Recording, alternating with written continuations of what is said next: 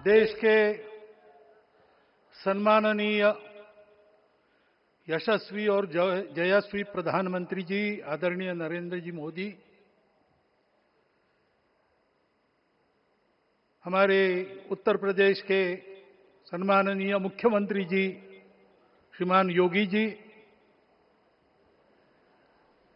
राज्यपाल महोदया, मंचस्थ सभी मान्यवर, उपस्थित सज्जन, माता भगिनी, आज हम सबके लिए एक सार्थकता का दिवस है। इतने लोगों ने सपना देखा, इतने लोगों ने प्रयास किए, इतने लोगों ने अपने प्राण अर्पण किए। आज उनकी स्वर्गस्थ आत्मा तृप्त हुई होगी। आज वास्तव में अशोक जी को वहां शांति मिली होगी।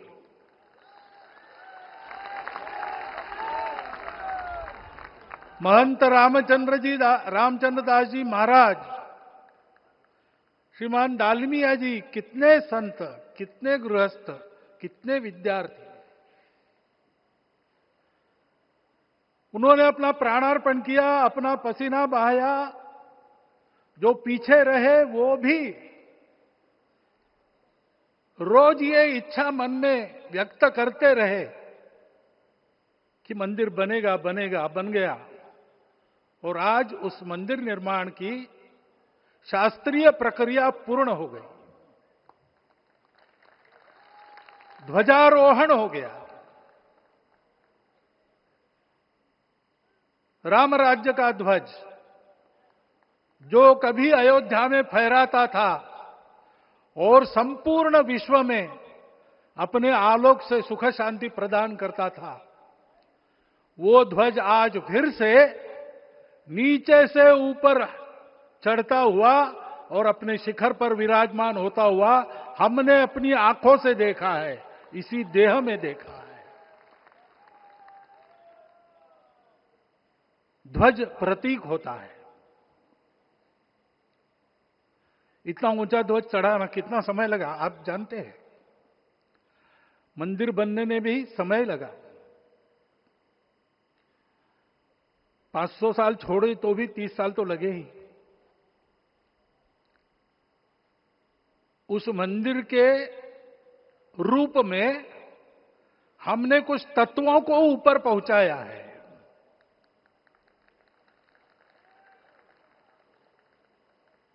सारा विश्व जिससे ठीक चलेगा, अपने व्यक्तिगत जीवन, पारिवारिक जीवन से लेकर तो सृष्टि जीवन तक, सबका जीवन जिससे ठीक चलेगा, वो धर्म, उस धर्म का प्रतीक भगवा रंग, वह इस ध्वज का रंग है। ये धर्म ध्वज है। इस धर्म ध्वज पर रघुकुल का प्रतीक कोविदार वृक्ष है। वैसे रूप देखा जाए तो कचनार जैसे लगता है। और जो खोजी लोग हैं वो खोज कर कह रहे हैं कि मंदार और पारिजात दो वृक्षों का एक तरह से संकर है। दोनों वृक्षों के गुण, ये दोनों वृक्ष देव वृक्ष कहलाते हैं।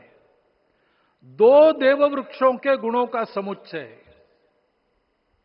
ये वृक्ष है। और ये वृक्ष उस रघुकुल की सत्ता का प्रतीक है। वो सत्ता वृक्ष से व्यक्त होती है, जिसके बारे में कहा गया, छायाम अन्यस्य कुर्वन्ति तिष्ठन्ति स्वयं आतपे। सबके लिए छाया देते हैं, स्वयं धूप में खड़े रहकर। फलान्यपि परार्थाय, फल स्वयं उगाते हैं, दूसरों के लिए बांट देते हैं। वृक्षा सत्पुरुषा इव, वृक्ष सत्पुरुष होते हैं। और कचनार के गुण औषधि भी है। कचनार के वृक्ष का अन्न में भी उपयोग है। सब प्रकार से उपयोगी इस वृक्ष का प्रतीक हमने लगाया है। धर्म जीवन ऐसा जीवन होता है, और ये जीवन जीना है, उस जीवन की प्रतिष्ठा करनी है, इस जीवन का झंडा शिखर तक पहुंचाना है।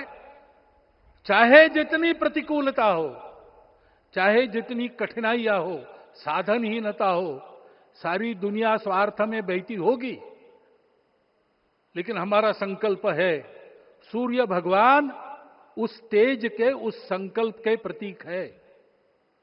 उनके रथ का एक ही चक्र है। 4 चाक वाली गाड़ियां भी एक्सीडेंट करती है तो एक चक्र चलाना है, और रास्ता खराब भी नहीं, रास्ता है ही नहीं। अधांतर में चलो रथस्य एकम चक्रम। रथ चलाने के लिए 7-7 घोड़े, उनको नियंत्रण करने के लिए सांपों के लगाम है, और रास्ता नहीं है, और सारथी जो है उसके पैर नहीं है। ऐसी गाड़ी चल सकती है क्या? कंप्यूटर में डाटा डालेंगे, कहेंगे नहीं चलेगी। लेकिन बिना थके रोज पूरब से पश्चिम जाना आना सूरज भगवान कर रहे हैं, क्योंकि कार्य की सिद्धि स्वत्व के भरोसे होती है। हिंदू समाज ने लगातार 500 साल और बाद के दीर्घ आंदोलन में अपने इस स्वत्व को सिद्ध किया, और रामलला आ गए, मंदिर बन गया। यही बात सत्य पर आधारित धर्म, सत्य जो प्रतिनिधित्व होता है ओंकार से, वो सारी दुनिया को देने वाला भारत हमको खड़ा करना है। हमारे इस संकल्प का प्रतीक यह राम मंदिर, उसकी प्रक्रिया आज हमने पूरी कर ली है। यह धर्म, यह ज्ञान, यह छाया, यह सुफल संपूर्ण दुनिया में बांटने वाला भारतवर्ष खड़ा करने का काम अपना शुरू हो गया है। उसको, इस प्रतीक को देखकर, हिम्मत रखकर, उसी प्रकार सतत प्रयास करते हुए, सब प्रकार की विपरीतताओं में भी हम सबको मिलके करना पड़ेगा। आज ये हमारे कृतार्थता का दिवस है, और आज हमारे संकल्प की पुनरावृत्ति का ये दिवस है। वो संकल्प हमको हमारे पूर्वजों ने दिया है। एतद् देश प्रसूतस्य सकाशाद अग्र जन्मनात्। इस देश के जन्मे हुए अग्र जन्मना है, सबसे प्राचीन है, इसलिए बड़े भाई है।